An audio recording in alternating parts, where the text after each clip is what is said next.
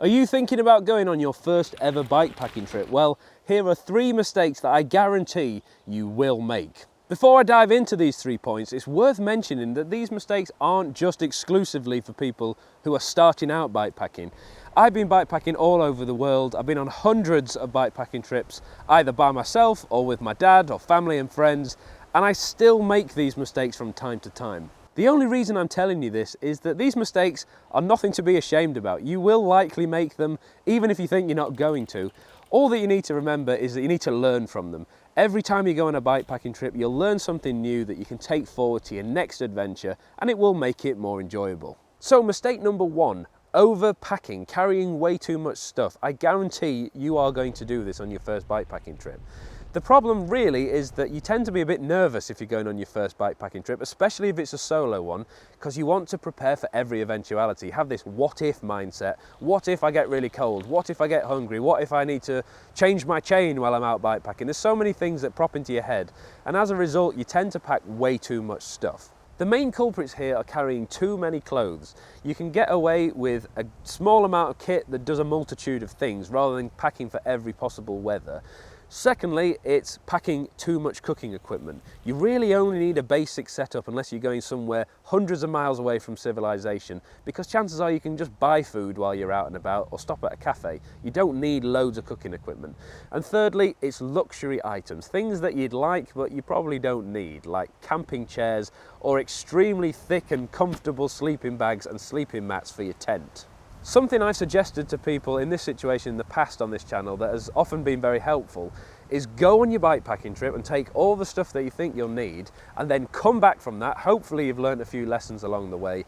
Lay out all of your kit on your bed or on the floor and look what you used versus what you didn't. And you can start to build a picture there of what you might need going forward and what you simply don't. And you can start to remove that from your kit, and straight away you're going to have a lighter setup. Mistake number 2 is not fueling your ride properly, and by that I mean not eating or drinking enough and not eating or drinking the right stuff. Often people are surprised, even if they're quite fit, at how tiring a bikepacking trip can be, and as a result they tend to underfuel or forget to eat and drink enough, and it can mean that you end up having the dreaded bonk and really struggling with your energy. It is a fine balance because you want to take lots of food so that you can eat if needs be, but you don't want to overpack like we did in mistake number 1. So what do? I tend to use a mixture of 2 things here when I'm out on my bikepacking trips. The first is I use a lot of dehydrated meal pouches, like a Firepot food pouch for example. There are loads of different brands out there, but the main benefit of those is they pack down flat, they're pretty light, and all you need to do is add boiling water, so it makes them very easy to cook if you want a hot meal, regardless of where you are. It's also super quick. If you have something like a jet boil for example, you can cook up a hot meal in a couple of minutes. And secondly, I like to use some dense, high-calorie foods as snacks. So things like flapjacks, for example, nut bars, fruit bars. They're really good at packing down flat. They're quite lightweight because there's not much water in them, so you can take quite a lot of calories with you in just a little bag. I mentioned about fueling incorrectly, and if you just did this for a very long period of time, that would probably fall under that category. It is important to remember that you do need proper food as well. I see so many people going for like powdered drinks and gels and a lot of rubbish that really isn't good for you. If you're doing a long distance trip, chances are you're going to have some stomach issues if you're not used to that sort of food. So try and stick to regular, normal food as much as you can.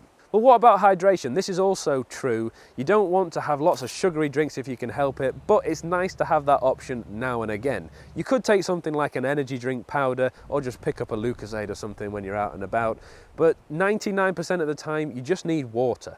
A couple of litres is more than likely fine depending on where you're going, but if you want to carry more, you can carry a bladder, for example, in your frame bag, or you can get one that goes around your body, and that means you can carry significantly more water.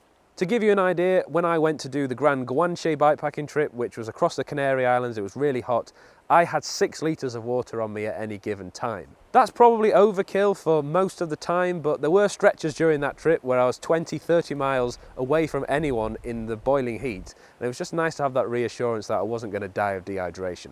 A really useful hack I found is if you have a Garmin or another bike computer, you can set it to beep at intervals if you want to. This is really helpful for me because I tend to forget to drink water at times, so I used to have it to set every hour, and that would just remind me I need to take a drink, and I start to get into the habit then without needing the beep to make sure I have a drink. You could of course do that on your phone as well, whatever works for you. You might have heard the expression, and I'm paraphrasing here, that if you're thirsty or hungry, it's already too late. You should have been drinking or eating beforehand, and that is definitely true with bikepacking. And that alarm on your Garmin or your phone does make it easier just to remind you to eat or drink throughout the day so that you don't get to that point where you're absolutely exhausted, famished, and desperate for a drink. And the final mistake that you will make is overestimating the distance that you can cover. I've said before that a really good rule of thumb I've found is to look at what you could feasibly do if you were just out on a training ride and half that figure. So if you could do 100 miles in a day, 50 miles should be the most you should attempt to do on any given day when you're bikepacking. The reason for this is that you're carrying much more stuff.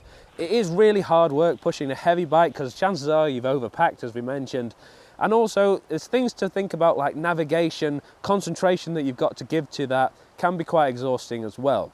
You may also find that you have issues with your route. There's a dead end, for example, or a landslide like I've had in the past, which means you then have to add additional mileage. So having that buffer is really important. I'd even go as far as saying that if you're going somewhere where the weather is particularly harsh, i.e. windy or very deep snow, or the terrain is hard, like mountains, river crossings, or hiker bike, then you should halve your mileage again.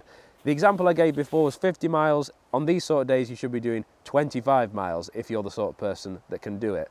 You'll be really glad of that because those days in particular always present issues that you hadn't thought about, and it really does take it out of you. So when you get to your destination, you'll be glad that you had such a short day.